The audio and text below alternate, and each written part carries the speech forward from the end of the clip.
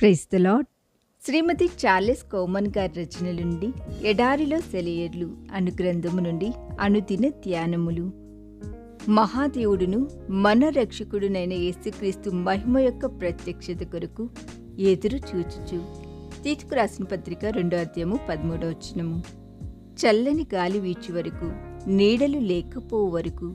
పరమగీతములు 2:17. చిమ్మ చీకటిని చీల్చుకుంటూ ఉదయ కాంతుల్ని విరిచిమ్మే అరుణోదయ సమయాల్ని నువ్వెప్పుడైనా వీక్షించావా? మసక వెలుగులతో ప్రారంభమై మెల్లమెల్లగా తెల్లవారే ఉదయకాలపు అందాలని నువ్వెప్పుడైనా ఆస్వాదించావా? నేను ఆస్వాదించాను.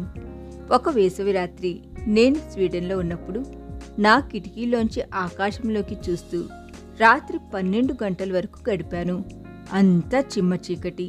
ఆ గాఢాంధకారపు రాత్రి సమయంలో ప్రకటన గ్రంథం 21 అక్కడ రాత్రి ఉండనే ఉండదు అనే అద్భుతమైన మాటలు నాకు గుర్తొచ్చాయి.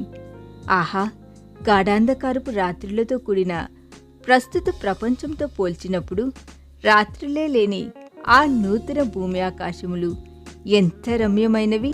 స్వీడన్లో వేసవి రాత్రుళ్ళు స్వల్పమైన సమయాలే. చెప్పాలంటే సూర్యాస్తమయానికి సూర్యోదయానికి మధ్య 2 గంటల మసక చీకట్లు అంతే.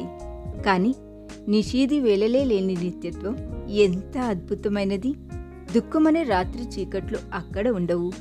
ఎందుకంటే దేవుడు వారి కన్నుల ప్రతి బాష్పబిందువును తుడిచివేస్తాడు. కాబట్టి మరణమనే రాత్రి చీకటి కూడా అక్కడ ఉండదు. ఎందుకంటే మరణాన్ని విజయం మింగివేస్తుంది. కాబట్టి కృత్రిమ వెలుతురు అవసరం లేకుండానే రాత్రి 12 గంటలకి నేను నిద్రపోయాను. సూర్యోదయపు అందాలను చూసేందుకు తిరిగి 3 గంటలకి నిద్రలేచాను. ప్రకృతి అంతా నిశ్శబ్దంగా ఉంది. చిన్న అలికిడి కూడా లేదు. సమాధానం కలుగునుగాక అని దేవుడు పలకగా సమాధానం కలిగెను. అన్నంత ప్రశాంతంగా ఉంది ప్రకృతి.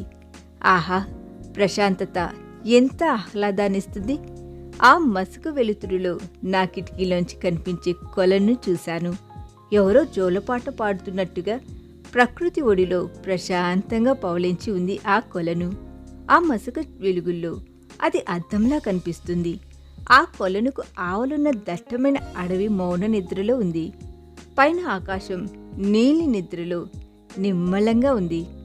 ఎక్కడ చిన్న మేఘం కూడా కనిపించడం లేదు. దక్షిణాన వేకువ నక్షత్రం ప్రకాశమానంగా వెలుగుతుంది.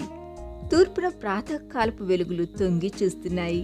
ఆ సమయంలో ఆకాశ మహాకాశాలకు ఆవలనున్న మహిమకరమైన పరలోక అందాలను గురించి కాసేపు ఆలోచించాను. ఆ తర్వాత నా ఉదయకాలపు ధ్యాన సమయంలో నా ముందున్న దేవుని వాక్యం నుండి 2 సమూయేలు గ్రంథము 23:4 మాటలు నా హృదయాన్ని పులకరింపచేశాయి.